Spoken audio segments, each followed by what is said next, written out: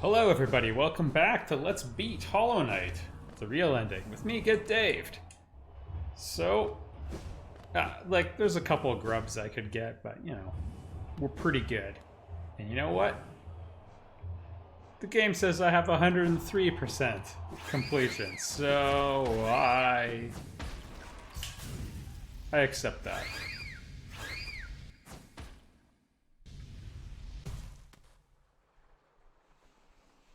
So, we go to Dirtmouth.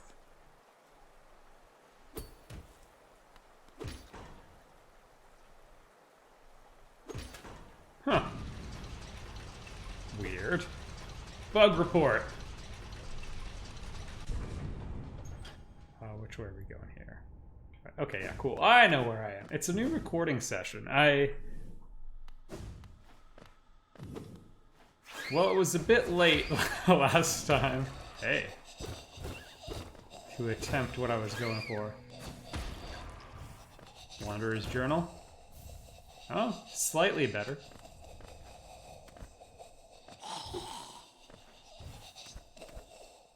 Okay.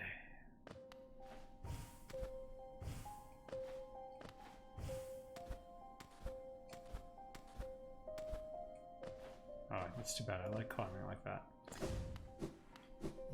Alright, so what we're gonna do is probably one of the more difficult final bosses in any video game. Yeah, I mean, I'm having a hard time thinking of anyone significantly more difficult. So we've got that to look forward to. We also have to beat the Hollow Knight still. But we'll get there.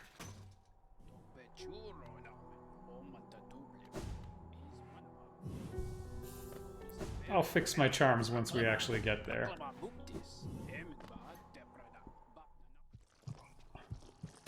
Also, I've mentioned the DLC for this game a lot.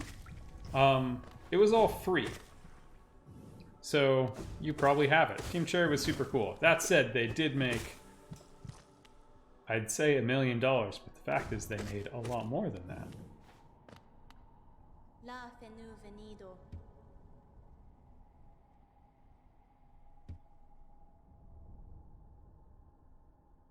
Alright. Reasonable.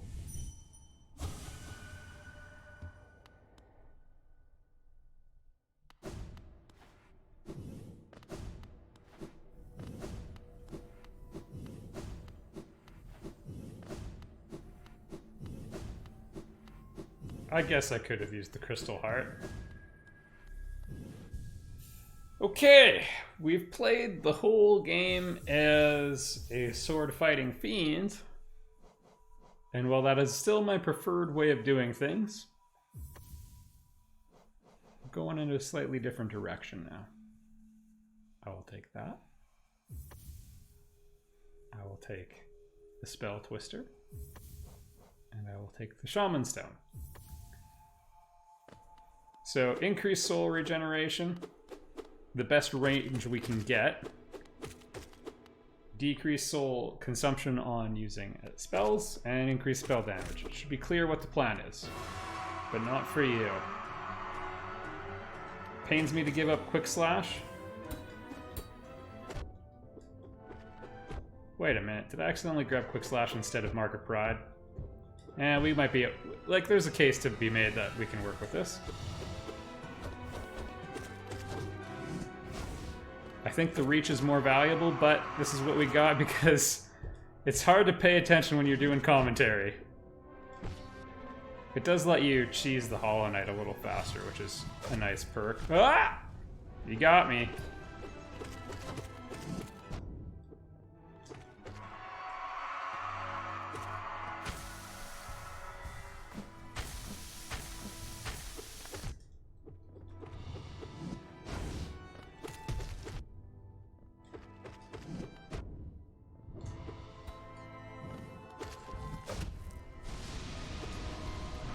Oh, this one we actually have to do some dodging or he can really chain us.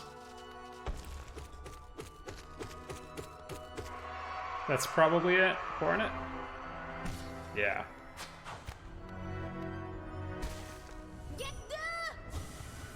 And in we go.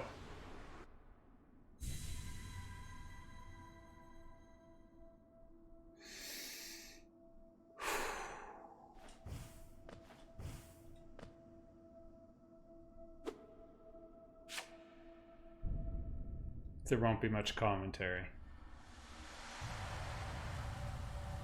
That light they all saw before they went insane. There it is.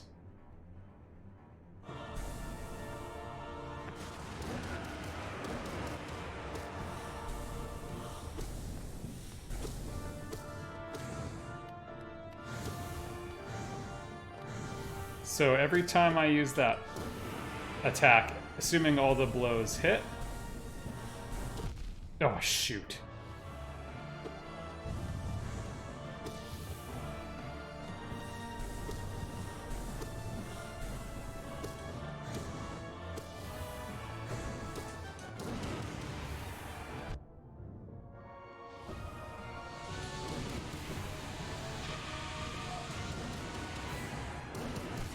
There we go. We have an opportunity to go in at full health. The final phase. This is a really good thing. There's all these platforms. I consider this part generally easier.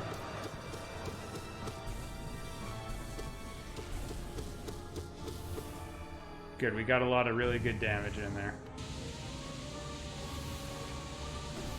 You want to hang low.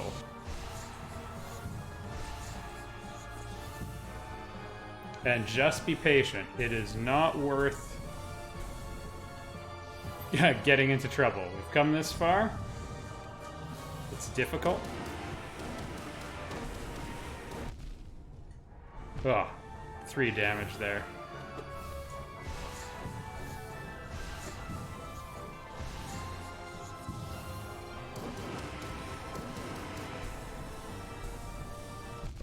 That was me getting a little twitchy.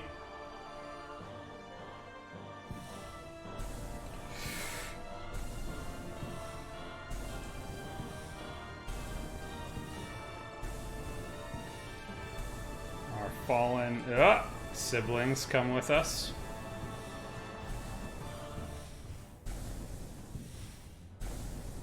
Among all villains, I find I actually quite hate the Radiants.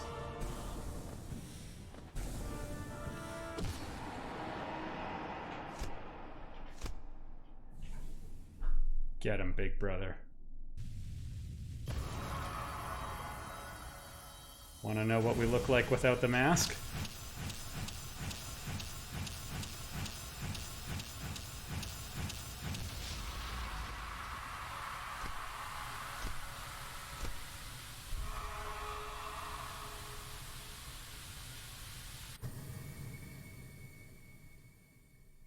And the void consumes it.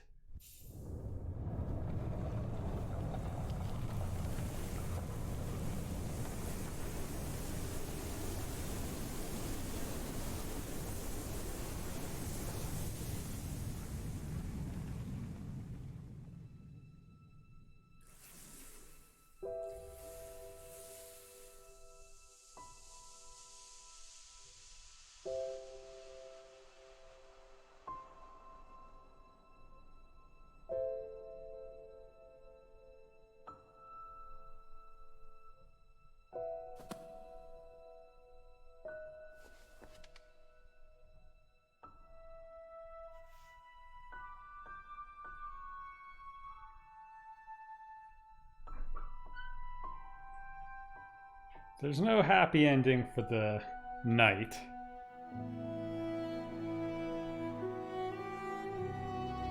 Aside from dying fulfilling its purpose.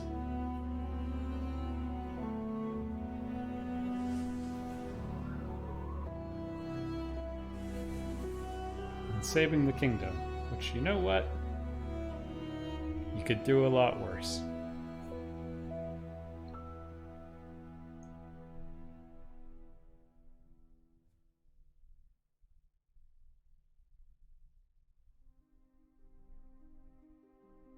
And that was Hollow Knight. The good ending. Thanks for watching, everybody. I had a really good time. I will say, don't let's play this game blind. It's a good one to have practiced off camera. Although, I mean, it's so big that I ended up coming across a lot of new stuff on camera for the first time. But still had a wonderful time. And yeah, really small team. It's games like this that just... I don't know. This is what I appreciate about gaming.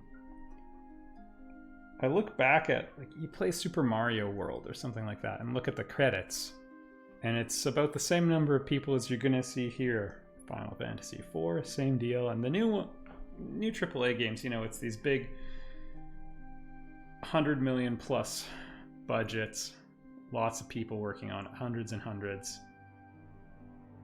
And even, like, I got a buddy who did testing on Mass Effect 2. His name's in the credits 3 times, but all he ever did was testing. Just did QA the whole time. They worked him to the bone. And you kind of think, I get that there's a lot of people and they want to be careful not to miss anyone, but his name's in the credits 3 times, and you can't help but think, like, it's so big, didn't even check to find triplicates, you know? And here, there's just so much love and care put into it, such detail. And it's done with fewer people, and, you know, if this was all fancy 3D photorealistic bugs, no, we gotta make it look like real people, and you did all those things. Would the game be better? Well, not at all. Just have longer load times and bigger downloads. I guess I'm not trying to do a rant here. I'm just trying to say, like, it's so special. It's so, I don't know, emotive, and just this work of, this labor of love by just a group that they all wanted to, you know, be part of it. And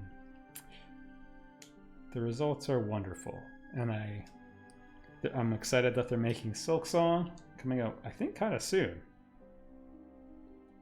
And you know, this is the sort of stuff I want to see more of, because we got all the game,